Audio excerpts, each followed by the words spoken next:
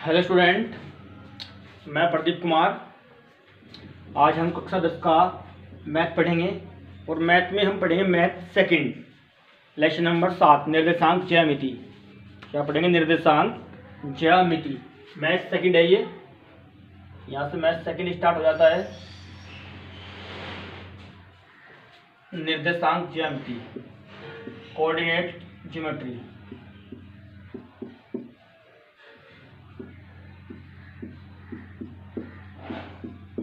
ये चैप्टर बहुत ही इंटरेस्टिंग है।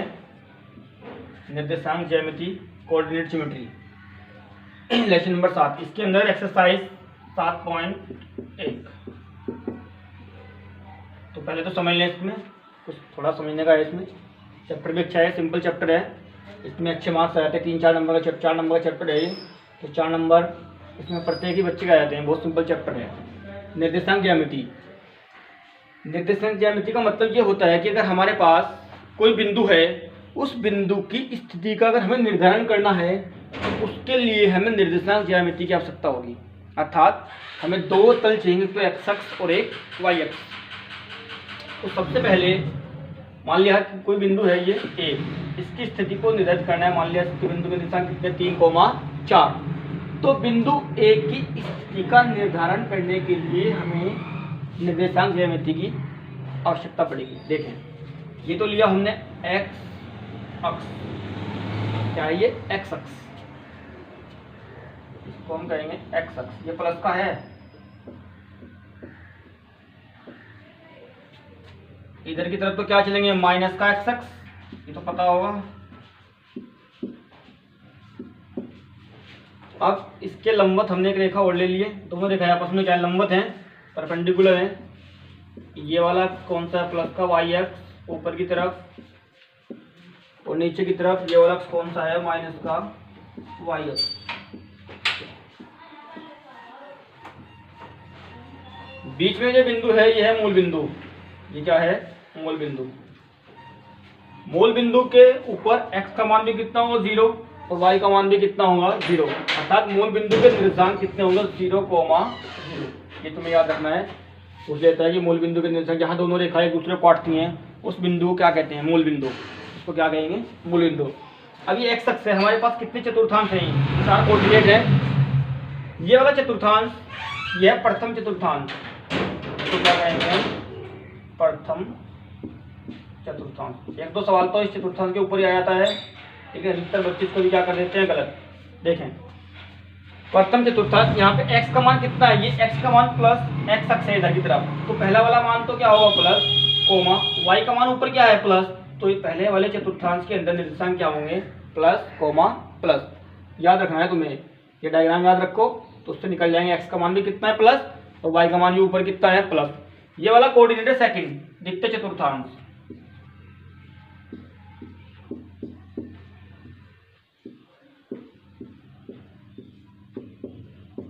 ये कौन सा है?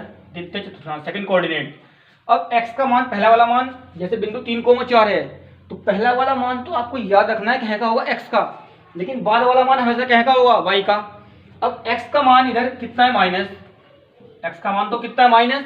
y का मान ऊपर कितना है? y का मान ये नहीं लेना, y का मान इस चतुर्थांश में देखेंगे। यहाँ पे y का मान ऊपर कितना है? प्लस। तो माइनस, कोमा, प्लस। तो सेकंड कोऑर्डिनेट में माइनस, कोमा, प्लस। अब बात करते हैं तृतीय, तीसरा चतुर्थांश।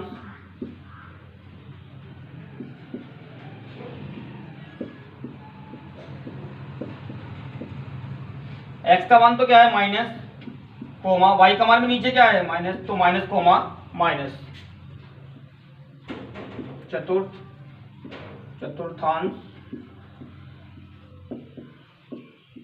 x का मान भी क्या है? प्लस, नीचे y का मान भी क्या है? माइनस। तो इसमें हो गया प्लस, कोमा, माइनस। अगर आपने माइनस, कोमा, प्लस कर दिया वो आपका हो जाएगा गलत, क्योंकि पहला मान हमने बताया कहाँ का होगा? पहला वाला मान x का, और बाद वाला मान कहाँ का होगा? नीचे y का। y का मान कैसा? माइनस। तो प्लस, कोमा, माइनस। पहले में प्लस प्लस, दूसरे में माइनस प्लस, तीसरे में माइनस माइनस, और चौथे में प्लस माइनस। ये 4 चतुर्थांश है, ये आपको याद रखने हैं। अब बात करते हैं एक्स अक्ष की। ये एक्स अक्ष है। इस वाली रेखा को कहेंगे हम हॉरिजॉन्टल एक्सिस। इंग्लिश में क्या कहेंगे? हॉरिजॉन्टल एक्सिस, या कहेंगे हिंदी में क्षैतिज अक्ष। या क्या कहेंगे? क्षैतिज अक्ष। इस वाली रेखा को, ये पड़ी हुई रेखा है, ये कैसी है, खड़ी हुई रेखा है, इसको कहेंगे वर्टिकल एक्सिस। क्या कहेंगे, वर्टिकल एक्सिस या ऊर्ध्वाधर रेखा। ये वाला बिंदु क्या है, मूल बिंदु। मूल बिंदु के निर्देशक हमने बताया अभी कितने होंगे, 0,0 0 0। एक तो ये कोऑर्डिनेट तुम्हारे को पता होना चाहिए, प्लेन चतुर्थांश चाहिए, 4 चतुर्थांश, फर्स्ट सेकंड थर्ड फोर्थ। अब इसके बाद हम बात करते हैं कुछ फॉर्मूलाज की, सूत्र हैं। जैसे हम बात करते हैं एक्स अक्ष पर, ये एक्स अक्ष, इस एक्स अक्ष पर वाई है कहीं पे, वाई तो नहीं है, तो एक्स अक्ष पर वाई का मान कितना होगा, 0। कितना होगा, 0। ये पूछ लेता है कभी एक नंबर में, एक्स अक्ष पर तब वाई का मान कितना होगा, 0। इसी प्रकार सेकंड वाई अक्ष पर, तो वाई अक्ष पर भी एक्स का मान कितना होगा, 0। इसका उल्टा होगा,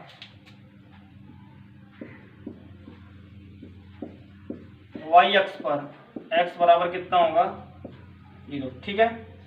अब देखें यहाँ हमारे पास दो बिंदु हैं। एक बिंदु तो हमने कितना मान लिया, ये a का मान कितना मान लिया, x1, y1। एक बिंदु हमारे पास कितना है, ऐसे मान लिया,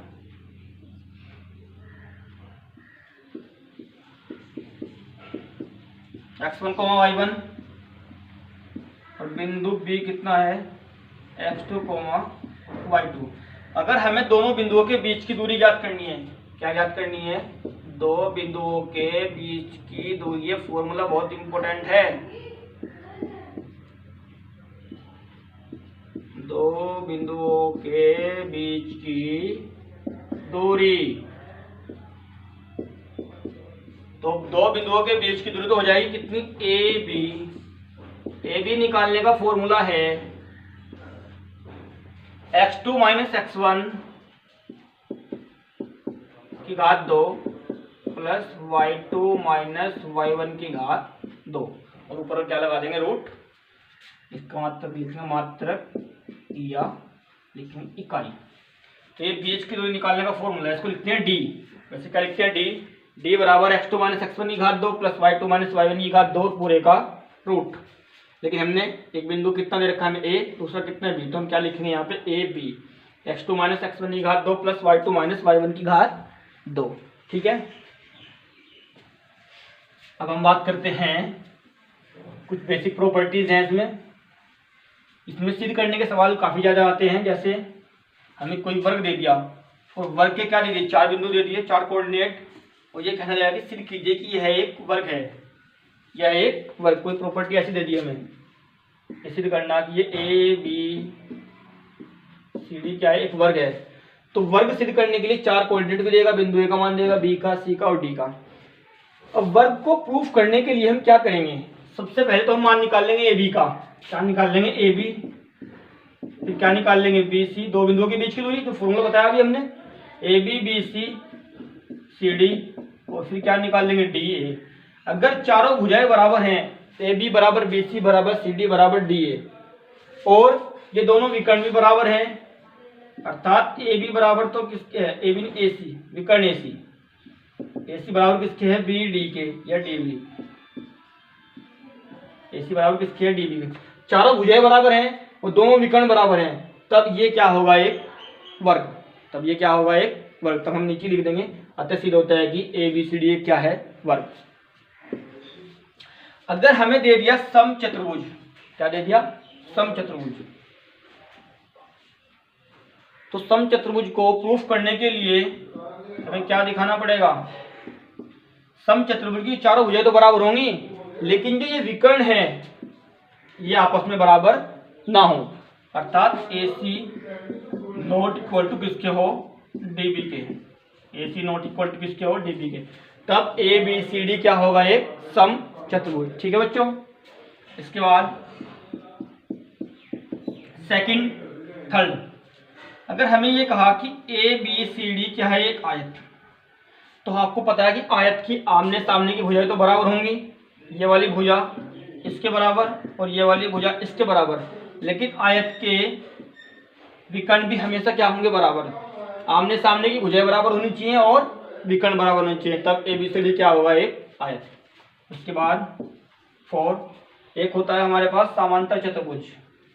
तो समांतर चतुर्भुज की आमने सामने की भुजाएं तो क्या होती हैं, बराबर, लेकिन इसके विकर्ण बराबर नहीं होते। अर्थात इसके विकर्ण बराबर ना हो लेकिन आमने सामने की भुजाएं बराबर हों, तो हम इसको क्या कहेंगे, इसको कहेंगे हम समांतर चतुर्भुज। ठीक है बच्चों, तो ये पता होना चाहिए आपको इसमें।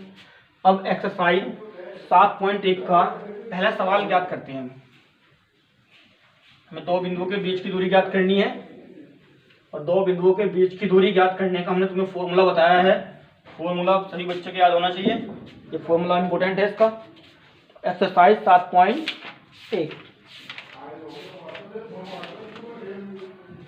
2,3 4,1 इन दोनों बिंदुओं के बीच की दूरी ज्ञात करनी है हमें। एक्सरसाइज 7.1 पहले का पहला पार्ट है ये। 2,3 और हमें दिया हुआ है 4,1। इन दोनों बिंदुओं के बीच की क्या निकालने, दूरी। तो दूरी निकालने का फॉर्मूला आपको पता होना चाहिए, लेकिन पहले जो मान है, ये पहला वाला मान तो होता है x का, लेकिन हमें क्या चाहिएगा, x1। तो पहला वाला मान तो है x1, बाद वाला मान क्या होगा, y1। y1 का मान कितना है, 3। पहले मान लिख लेंगे तो सिंपल हो जाएगा। बाद वाला मान x2 कितना है, 4, और ये वाला मान कितना है, y2 का मान कितना है, 1। हमें निकालनी है दो बिंदुओं के बीच की दूरी।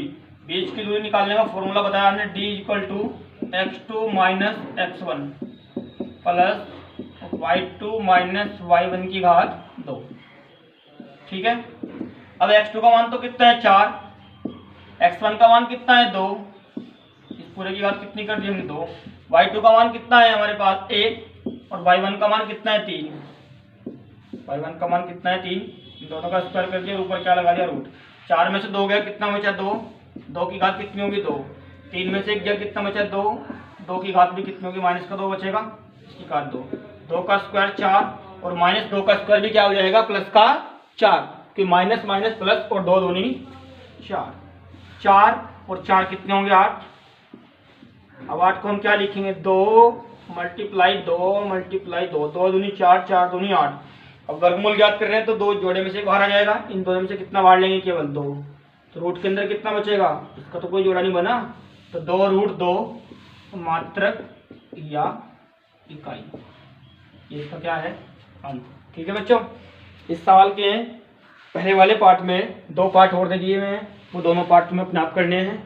ठीक है, कोई दिक्कत होगी तो नेक्स्ट वीडियो में हम उसको सोल्व कर देंगे। Thank you.